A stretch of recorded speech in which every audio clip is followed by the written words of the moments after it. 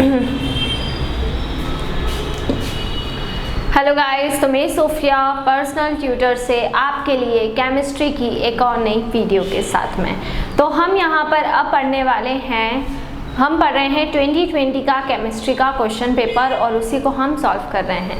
देखिए, इसके पहले अगर हम बात करें तो इसके पहले वाली वीडियोस तक हमने क्वेश्चन नंबर 35, 36 और 37 ये 3 क्वेश्चन हमने पूरे कंप्लीट कर लिए हैं।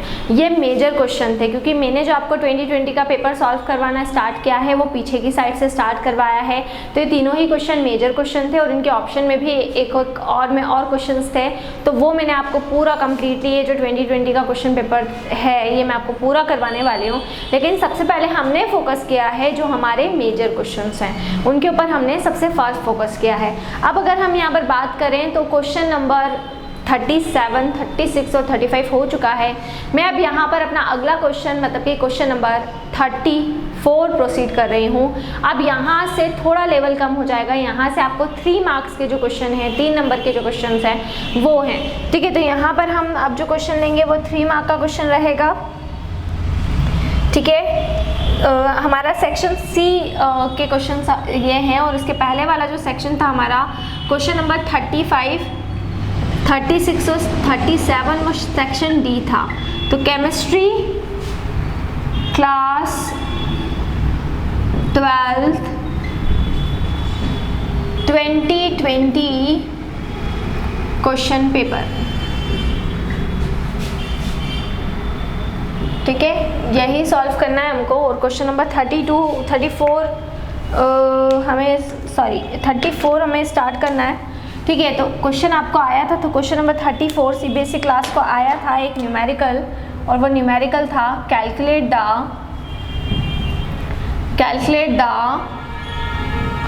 मास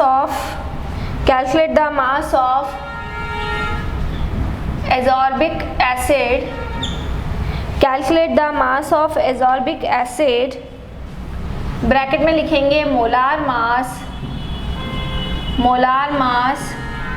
176 gram, mole inverse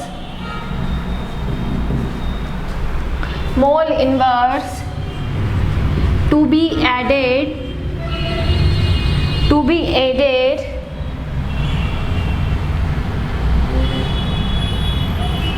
in 76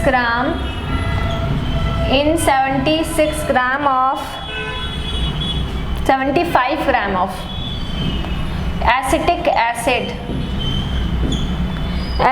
acid to lower its freezing point,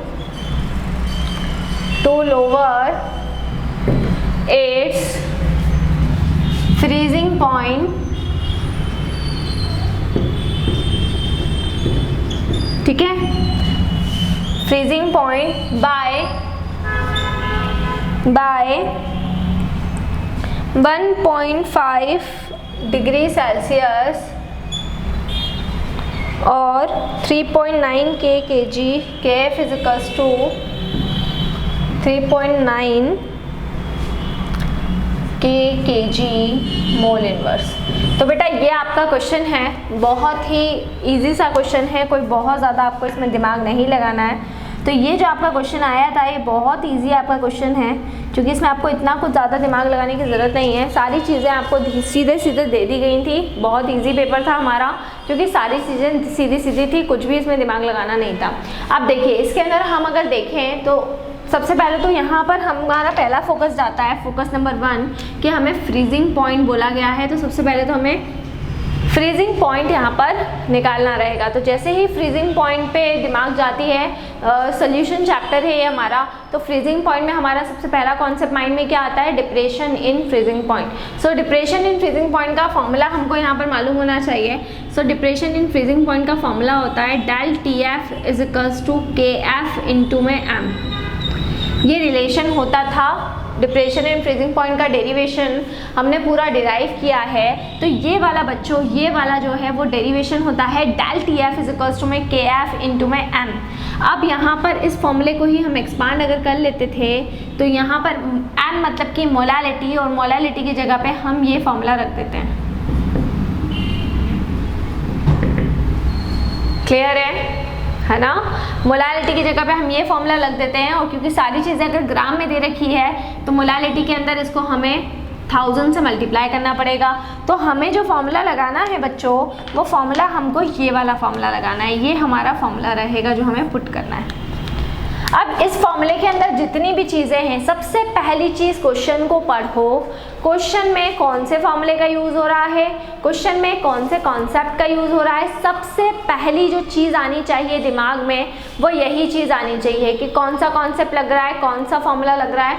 ये चीज़ आपको सबसे फर्स्ट प्राइमरी जो चीज़ आपकी रहेगी वो यही रहेगी कि आपको ये मालूम होना चाहिए कौन से फॉर्मूले को हम यूज़ कर रहे हैं, कौन सा कॉन्सेप्ट हम यहाँ पर यूज़ कर रहे हैं। अब इतना करने के बाद में हम यहाँ पर क्या करेंगे, जैसे ही हमने ये कर लिया है तो हम क्या करेंगे, यहाँ पर जो भी हमारा डेल TF है, देखो सबसे पहले तो देखते हैं कि पूछा क्या है। मास ऑफ एजॉर्बिक एसिड पूछा है ना, और उसको मास ऑफ एजॉर्बिक एसिड पूछा है जो 75 ग्राम ऑफ एसिटिक एसिड के अंदर क्या हो रहा है, डिज़ोल्व हो रहा है। तो 75 ग्राम जो एसिटिक एसिड है वो सॉल्वेंट हो गया, और एजॉर्बिक एसिड क्या हो गया, एस्कॉर्बिक एसिड जो है वो आपका हो जाएगा यहाँ पर सॉल्यूट, है ना। तो ये सॉल्यूट हो गया है। तो सॉल्यूट क्या होता है मोलालिटी में, you know that very well कि हम अगर WB की बात करें तो WB हमारा क्या हो जाएगा, WB हमारा सॉल्यूट हो जाएगा। तो WB हमारा सॉल्यूट है और सॉल्यूट की वैल्यू हमको निकालना है, मतलब हमें WB की वैल्यू को क्या करना है, WB की वैल्यू को हमें निकालना है। ठीक है, MB, अगर एजॉर्बिक एसिड के मॉलिक्यूलर मास की बात करें तो वो आपको अलग से निकालने की ज़रूरत ही नहीं है, क्योंकि क्वेश्चन इतना इजी था कि क्वेश्चन में ऑलरेडी आपको जो मॉलिक्यूलर मास है एजॉर्बिक एसिड का वो दिया हुआ है। कितना दिया हुआ है, 176 ग्राम। तो यहाँ MB की जगह पे हम ले लेंगे 176। फिर अगर हम बात करते हैं WA की, तो WA वेट ऑफ सॉल्वेंट, तो WA की भी वैल्यू आपको यहाँ पर दे रखी है। एसिटिक एसिड कितना हो गया है, 75 ग्राम। इतना होने के बाद ये तो हमें पता चल गया है WB हमको निकालना है, तो डेफिनेटली ये वैल्यू भी दे रखी होगी और ये वाली वैल्यू भी दे रखी होगी, दोनों वैल्यू हमको दे रखी होगी। तो देखिए यहाँ पे क्या लिखा हुआ है, to lower its freezing point, to lower its freezing point. तो कितना लोअर हो रहा है, वो 1.5 से लोअर हो रहा है। इसका मतलब del TF depression in freezing point की वैल्यू भी हमको दे रखी है 1.5 डिग्री सेल्सियस, हमको ये भी दिया हुआ है ना। अब इसके बाद में हम यहाँ पर क्या करेंगे, KF की जो वैल्यू है वो भी हमको दे रखी है 3.9 kg मोल इनवर्स।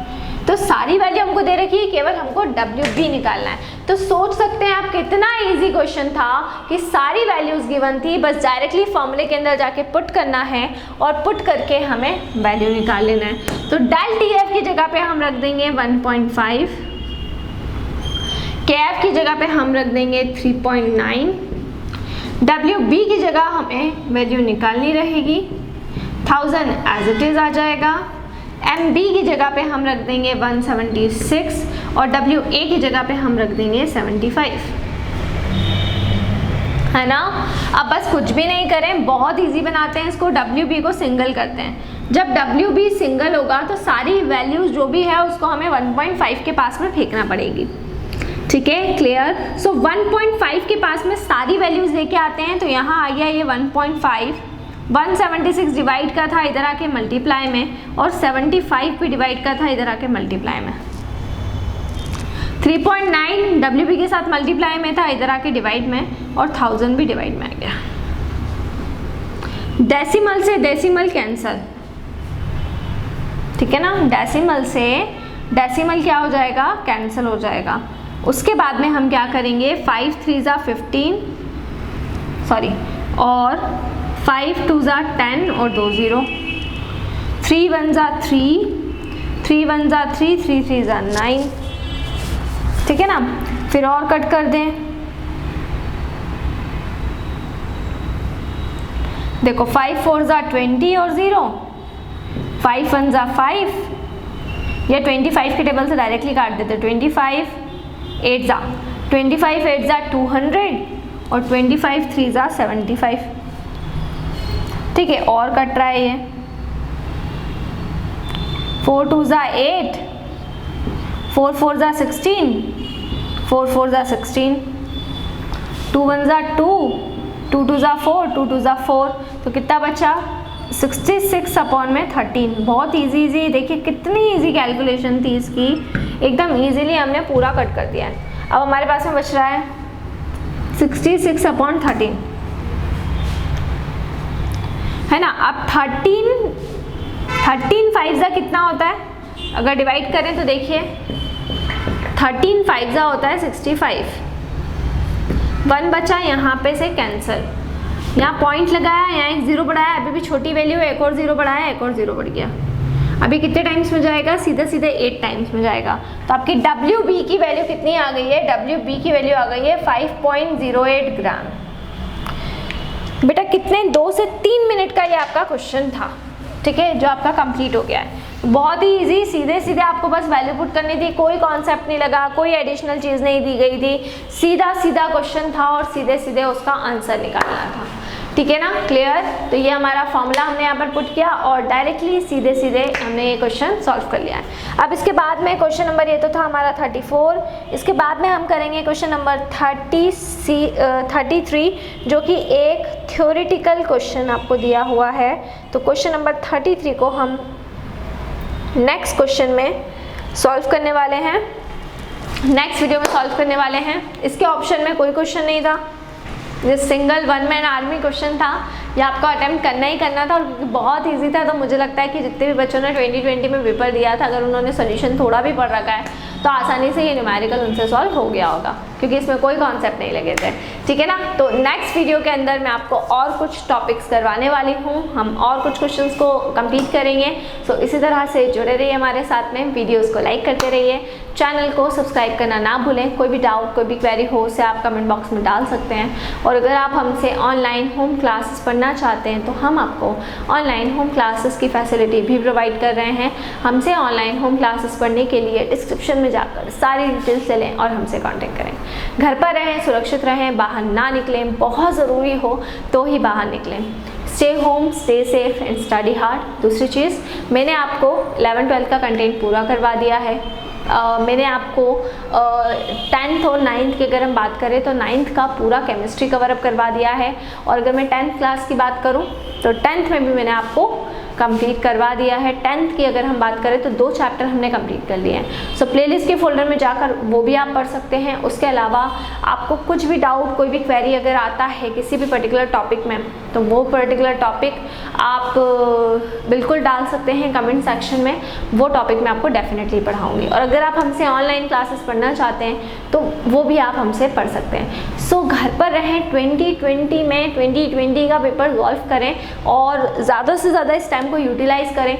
आप बच्चों के पास में ये वाला जो साल है ये बहुत अच्छा मौका है बहुत अच्छे से परसेंटेज स्कोर करने का, क्योंकि जो बच्चे नीट की तैयारी कर रहे हैं और दूसरी कॉम्पिटिटिव की तैयारी कर रहे हैं उनको एक एडिशनल टाइम का पैकेज मिल रहा है इस पर्टिकुलर टाइम के थ्रू। रीज़न ये है कि वो जितना ज़्यादा इस टाइम को यूटिलाइज़ करेंगे, उनको स्कूल नहीं जाना है, अभी उनका बहुत सारा टाइम बच रहा है, तो जितना ज़्यादा से ज़्यादा आप स्टडी कर सकें घर पर रहकर स्टडी करें। Thank you so much. Stay home, stay safe.